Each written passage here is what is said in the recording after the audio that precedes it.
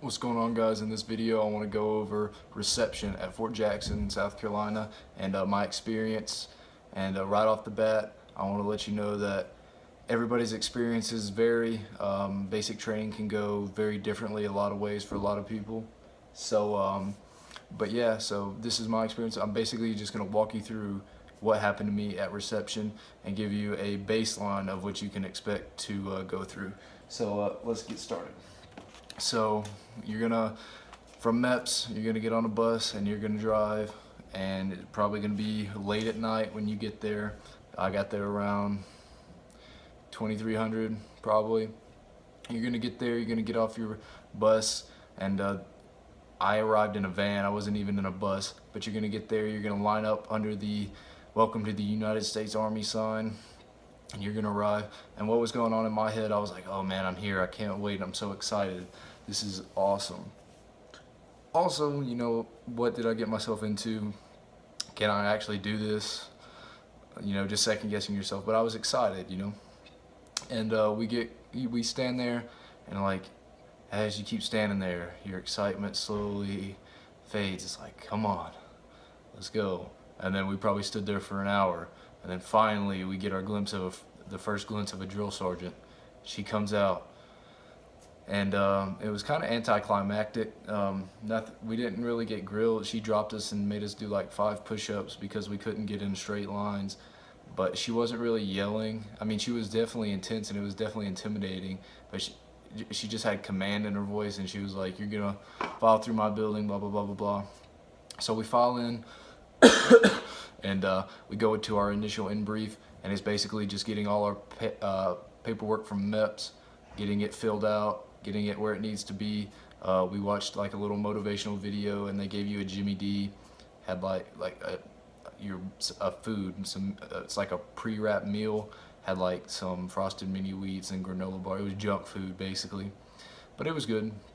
And we do that, and that probably takes 2 hours. So at this point it's probably midnight, and then we go and we wait in line at clothing and sales and get issued our PT gear. We probably waited outside for 3 hours before we got to file through, and by the time we got our PT gear, it was probably 4 in the morning. So we went and waited in line for chow, and chow doesn't open, the DFAC does not open until 6, so we waited 2 hours for chow. Did that, went after we ate, got rushed through, ate in like 2 minutes, went and got in another line and waited and waited. Can't talk, can't sit down. I'm getting pretty tired at this point. Be like, you know, I'll make it. I mean, I can make it a day without sleeping. So this day we do like financial paperwork. You fill out your GI Bill, stuff like that. You get a haircut, and so on and so forth. You do that, and yeah, you do that until chow. Do the same, and then rinse and repeat. Got breakfast, got lunch, came through, waited in line again for something else, probably, you know, debit cards, or getting your Eagle Cash cards, your little cash cards that you can use while you're at basic. We went to the PX and got some basic hygiene equipment, and then dinner rolled around, got dinner, and then went and waited in some more lines. When you're waiting, you can't be talking, like I said, and you just stand there. They give you this little, I still got mine, you keep it for your entire military career, but they give you a blue book, and they say, read your blue book, know your blue book. I had already learned all that's in there is basic Army knowledge, so I had already learned all the basic Army knowledge before I came there, so I was literally just rereading everything I already knew. So it was boring and it sucked. But and then so nighttime rolls around, right, and you're like, man, finally get to go to sleep. So we get there, and so I was platoon 7-8 or something, and we get there, and they're nice barracks. Like, yeah, man, I can't wait to go to sleep. It's been a long 2 days. Get there, barracks are full. Wait outside. They're like, all right, maybe they're gonna make room for us in some barracks. Well, there's only 3 barracks buildings, and there's a lot of people coming through reception. So we stand there, and we stand there, and we stand there, and we're talking. The drill sergeant's not really being too strict, but we're standing there, and he says, "All right." At this point, it's probably 1 o'clock in the morning. We've been standing there since probably 7 p.m. that evening, and he issues us our linens, and he says, "All right, barracks should be open here shortly." So we stood there until probably 3:30, and he said, "We can't. We tried. We can't get y'all barracks. So wake up's at 4:30. Well, it's 3:30 right now." So we laid down. It's cold. It's not cold, but it's a summer night, so the wind's blowing. It's chilly on the concrete. Concrete's cold. Holds some. And, it's pretty cold.